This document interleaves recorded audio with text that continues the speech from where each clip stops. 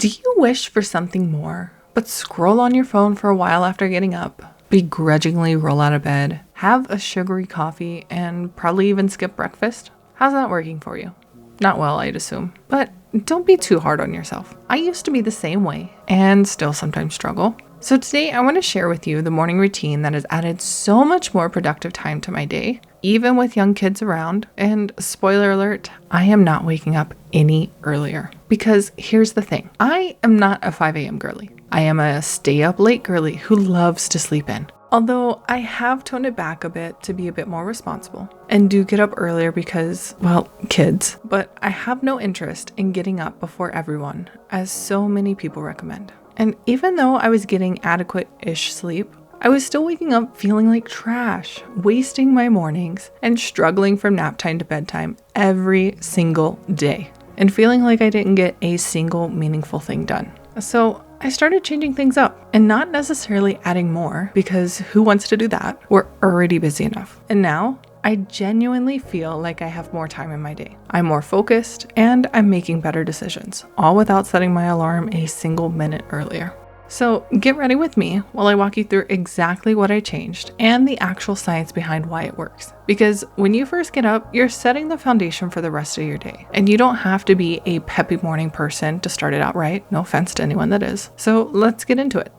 Honestly, the biggest and best thing that has improved my mornings is this. I really try not to touch my phone for at least the first 30 to 60 minutes after waking up. And I know this sounds impossible, especially if you're like me, where I used to immediately check text, emails, Instagram, Facebook, the whole nine, literally everything before even getting out of bed. Or quote unquote, hanging out with the kids after they get up, but still checking all the things before actually getting started on the day. But here's what I realized. When I start my day by checking out everyone else's stuff, I lose control of my own day before it even really starts. But it's not just about productivity or whatever. There's actual brain science behind this. When you first wake up, your brain is in this theta wave state, which is really relaxed and creative. Your brain also likes to take its time to wake up. But when you immediately grab your phone, you're forcing your brain into beta waves, that hyper-focused, alert state, way too early. And that leaves you feeling scattered and primed for distraction for the entire rest of the day. Plus, starting your morning on your phone raises your dopamine baseline. Basically, your brain starts expecting constant stimulation just to feel normal. So you end up chasing those dopamine hits from social media all day long and picking up your phone for no reason, maybe just because you're bored. And please don't feel panicked to go cold turkey tomorrow morning and avoid your phone like the plague. You can start out small by delaying it, say, 5 to 10 minutes and gradually work your way up. And some days I totally fail at this one. So to help with that, I also have daily timers set for social media. This acts as a failsafe on the harder days, but also requires me to be more intentional in general about how I'm using it all, instead of just mindlessly scrolling for an hour or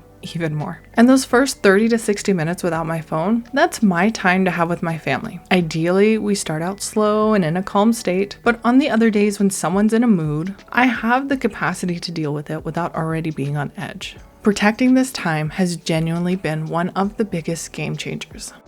Okay, so once I'm out of bed and on my way to let the dog out, I grab my trusty emotional support water bottle and take a few sips. They say you should aim for 8 to 16 ounces, but who is really counting? There's research showing that even mild dehydration, as little as 1 to 2%, 1.34% to be technical based on this study here, can have some crazy effects like increased anger and hostility, increased fatigue, lower concentration, and increased headaches. And the wildest part is that we can hit this level of dehydration through normal daily activities. No extra strain needed. And gals, sadly, the guys may actually be onto something here. Have you ever shared how the world seems to be falling apart, or you have a headache, and the immediate response is, how much water have you had today? Or something of that nature. Turns out hydration really does impact how your brain functions throughout the day. And luckily, we get to start the day out at a deficit, since we're generally not drinking much water throughout the night, during sleeping hours, which makes it that much more important to start the day with some water. Hydrate your brain so it can work properly.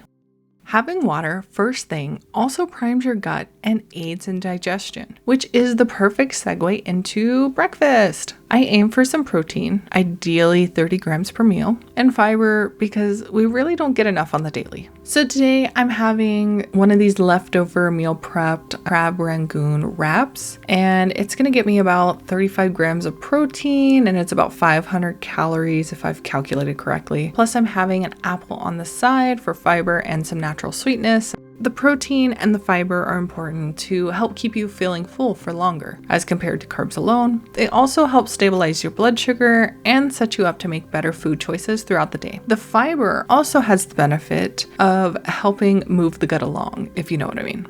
And I know some people do intermittent fasting or skip breakfast entirely, and if that works for you, great. But for me, eating a solid breakfast makes such a difference in my energy and focus. I'm not feeling crummy or getting hangry, which is one less thing to worry about in the chaos of the day.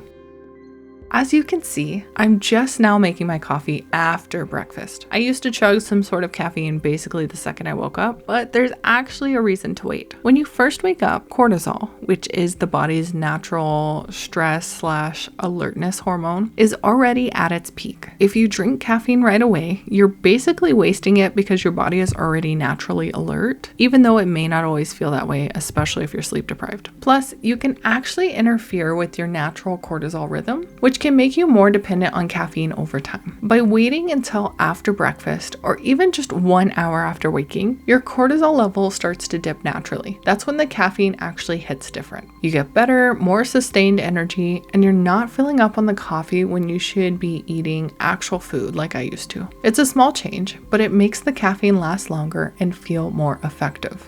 Now that I've got my breakfast and my coffee handled, let's actually get ready. I'm keeping this pretty simple because honestly, my morning skincare routine doesn't need to be complicated. To keep it simple, I will splash a bit of cold water on my face to really wake up, and then I switch it to some nice warm water for cleansing. I've recently been using this Vanna Cream cleanser, which is both gentle and hardworking enough without stripping my skin. I use this CeraVe moisturizing cream for all over hydration with some sort of lip balm. Currently, I'm using this Aquaphor lip repair. And if I'm going out right away, I'm trying out this Blue Lizard SPF. Regardless of what brand you use, please protect your skin. And then by no means do you need a 12-step routine or expensive products, as evidenced by my cheap and quick routine from, dare I say, Walmart. Just find what works for your skin, keep it simple, and actually do it every day. That consistency is what makes the difference. Getting dressed is pretty straightforward. I usually do this after skincare, but honestly, the order of these middle steps can flex depending on the day. Today, I'm going with a tank top, cargo pants, and a hoodie. The main thing is just getting out of pajamas and into actual clothes. Even if you work from home, even if you're not seeing anyone, there's something psychological about getting dressed that just shifts your mindset from cozy sleepy time into action mode and signaling that the day has actually started.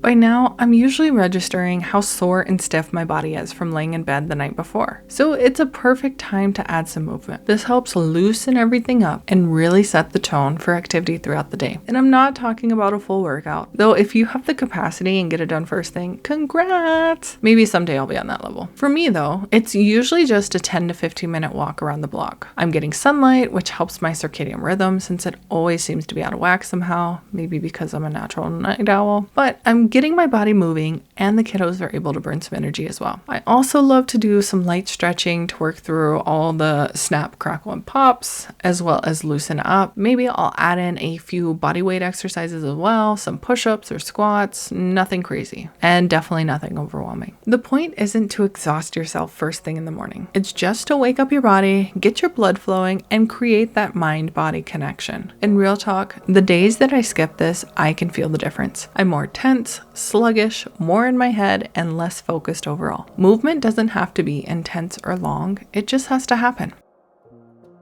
So now that I'm nourished, dressed, and had a chance to get the wiggles out, I move on to some sort of mental check-in. As much as I'd love to sit with my coffee and journal and figure out my life or simply make sure I'm still on track, it's generally not in the cards at this point in the morning. I take the simple approach of mindfulness and gratitude instead. I'm thinking of 3 things I'm grateful for and taking a moment to bring attention to my breath, deepening the inhale and lengthening the exhale. It may not really seem like much, but this time helps me lower the baseline for my nervous system and sort of reset everything. Instead of just reacting to whatever comes at me later, I feel more grounded and clear on what actually matters. You don't have to journal, you don't have to meditate. Just find something that helps you feel mentally prepared for the day. Even just sitting without your phone for 2 minutes and actually being present makes a difference.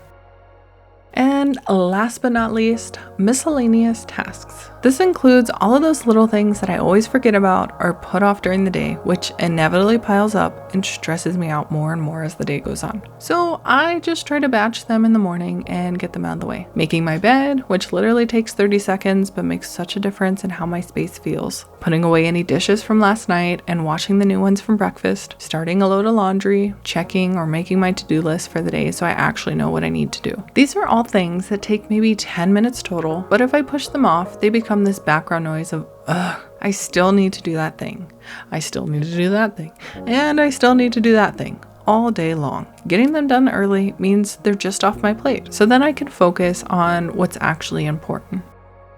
Okay, so that's my morning routine, but I want to be real with you. Some days I do maybe 3 of these 7 things, or it's a rushed version of what I normally do without so much of the mindfulness, because life just happens. That doesn't mean it's a total loss though. Anything to nurture my body helps support me throughout the rest of the day. It helps me be more focused, less stressed, and just feel more accomplished overall. The whole point of a morning routine isn't to be perfect or to add more stress to your life. It's literally the opposite. It's about creating a foundation that makes everything easier. When you start your day intentionally, the rest of the day just flows better.